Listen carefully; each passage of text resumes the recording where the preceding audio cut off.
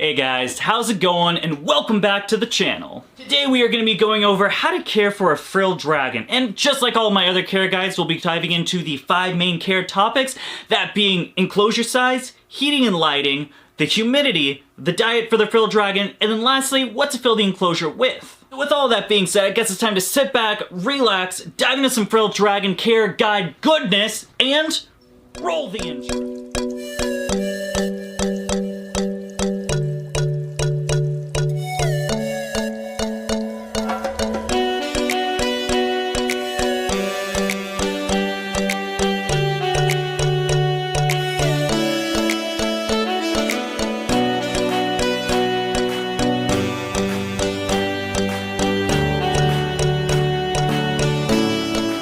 This list, let's go into topic number 1, which is going to be the enclosure size you need for your frilled dragon. And not only do frilled dragons get to a pretty substantial size, ranging around 2.5, almost 3 feet, they're pretty large lizard, and with that in itself, they're also arboreal and pretty active as far as lizards go. With all that being said, when it comes to like an adult frilled lizard, you're gonna want a pretty spacious enclosure, ranging anywhere from somewhere around a 4x2 by 5, somewhere around that. Personally, for me, I'm using a 3 foot by 3 foot by 6 foot, so I do not have a little bit of that length, but what it does, it makes up for in a little bit of depth that I have, so it's kind of, we got a nice square, and then you can go up to 6 feet into the air. I feel like that's a good start as a minimum size enclosure. Honestly, even though that it's in there now, I do feel like she should get a little bit more space. So in the future, I will be upgrading her to something a little bit longer or deeper, just so she have a little bit more room space as far as also having that arboreal space. And of course, that is going to be the adult size of an enclosure. As far as babies go, you can get away with a couple of different stuff. Anywhere like a 3x2x3 would be great.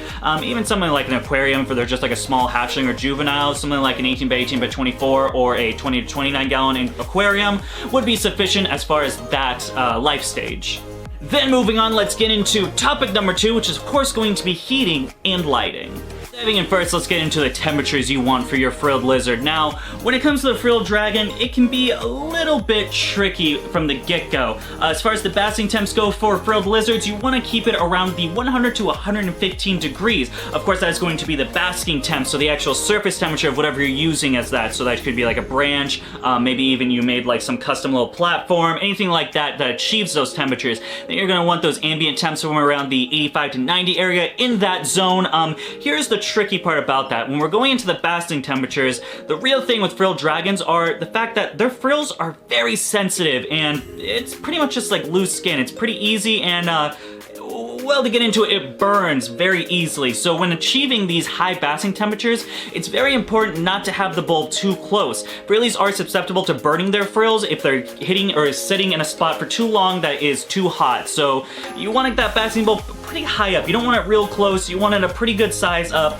So in order to achieve this, you're going to want to use higher wattage bulbs from farther away, or even using multiple lower wattage bulbs to still achieve that temperature. And when it comes to night temperatures, it's usually not a big deal. Of course, the 70 to 75 is the best spot for them. If it gets slightly colder, it's not too big of an issue. However, if you just live in Iceland, Antarctica, Alaska, Maine, anywhere like that where your house just gets a little too cold and you're hitting around that 60-degree area, you do want to supplement with some sort of night heating, whether that be a radiant heat panel or a ceramic heat emitter, anything like that, to make sure that those night temps inside the enclosure stay just a little bit above to that 65 to 75 area. Diving into our next topic, let's get into it, lighting. So of course, as far as lighting goes, UVB is going to be the big thing. You do want to have a UVB bulb. You want that stretched at least 50% of the enclosure, and due to the fact that frilled dragons are a bit of an arboreal species, you want a good area where the dragon can go up to get the UVB rays, or either that or having a very strong UVB bulb. Anything like the Arcadia,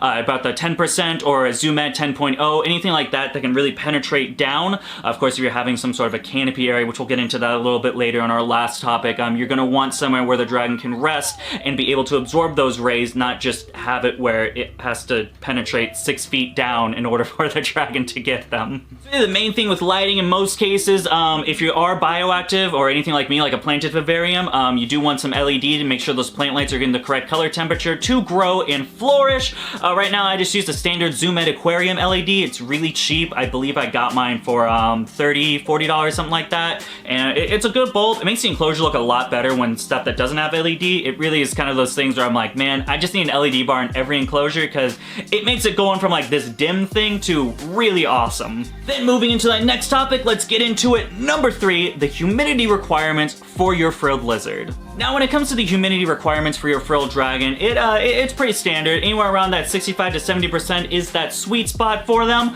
You do want to have a little temperature gradient, or a humidity gradient, sorry.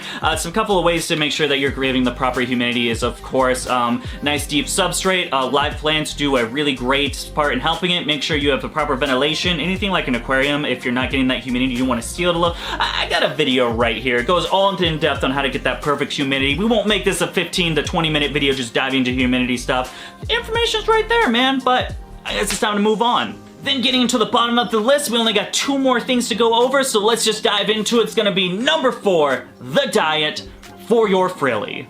Now, when it comes to the diet for your frilled dragon, it's pretty standard. As far as insectivores go, you just want to provide a variety of insects. A quick little list would be anything like crickets, superworms, mealworms, black soldier fly larvae, dubia roaches, red runner roaches, lobster roaches, waxworms, a whole variety of stuff really is the main key. You don't want to just feed one thing. Of course, each individual insect has its pros and its cons as far as the fat, protein, and then vitamin ritual or vitamin percentages that they have. So really the main thing is just make sure you're feeding a bunch of different stuff. It's really the best thing for them, and yeah, feed them bugs. That's really, I think that's the main thing for the diet portion of this. All right, so now we pretty much have the 4 main things. We know the heating and lighting, the enclosure size you need for it, what the humidity level should be, and then finally what to feed the animal. However, we are missing one key component. That of course is going to be number 5, what to fill the enclosure with.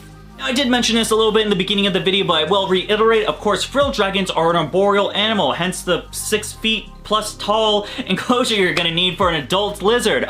With that being said, of course, with them being arboreal, you're gonna want some branches in there. Spanning anywhere from vertically to horizontally, a multitude of different things they can climb on is the best thing for your lizard. Not only is that gonna help with some mental enrichment, being able to climb those branches, but it's what they do in the wild. They like to climb, so give them stuff to climb. A couple other things that are great are the little hanging plants, depending on what kind of enclosure you have. Right now I'm using a nice Vivosun grow tent, so pretty much with that, I can just hook it in, and the animal likes to bask, using it pretty much as a platform, but it's live plants, so not only does it look nice, the animal can utilize it to hang out on. Of course, with frilled lizards needing a relatively higher humidity, I like doing a nice deep substrate. Right now I'm using topsoil and peat moss mixed in. Creates a nice humidity retaining substrate, so moisture is an initiative and humidity levels are always great. Of course, those live plants do add an extra benefit. Well, not necessarily. You can use some plastic plants, anything like that, if you want to spruce it up, make it some nice decor. I just enjoy the live plants. I think they look better. Honestly, I mean, pothos? The fake weed plant. You tell me which one looks better. Alright guys, that is going to wrap it up for today. We got through the 5 main topics, and now I believe I said everything that makes you know how to care for a frilled dragon. But now it's your turn. Leave me a comment in the comment section. How did I do on this frilled lizard care guide? Did I knock it out of the park? Was it the best care guide you've ever seen, or was it trash? I won't know until you tell me. Let me hear it right down there in the comments. As always, of course, we gotta do our little outro spiel. Huge shout out to Zen Habitats. If you're one of those guys that has a frilled dragon and you really want the best looking enclosure for him, you don't want to be like this guy and have a grow tent for a frilled dragon. What is he doing? Hey, if you're like that and you're like, listen man, nah, I want the coolest looking enclosure, I highly recommend Zen Habitats. I mean, just take a look at this thing. Beautiful, elegant, just a pretty rad enclosure. They do have a nice arboreal one. I believe it's spanning at 4x2x4, maybe a little bit bigger. I'll have to double check. I've never looked at the arboreal stuff because I use grow tents personally. I'm more like the terrestrial caging, but it's a really nice enclosure. I highly recommend checking it out for a frilled dragon. If you want to learn more or potentially buy one, you can check it out right down there in the description at the link below. And then speaking of that description, of course, we got all the good stuff. If you want to buy some baby reptiles from me, you can check me out on Facebook. Just want to see some cool reptile pictures? Instagram, man. Hey, we're also on TikTok. We got some cool t-shirts as well. We've got it all down there, including Patreon. Yes, patreon.com/dbcbexotic, where you get the inside look about everything that's happening here in my business.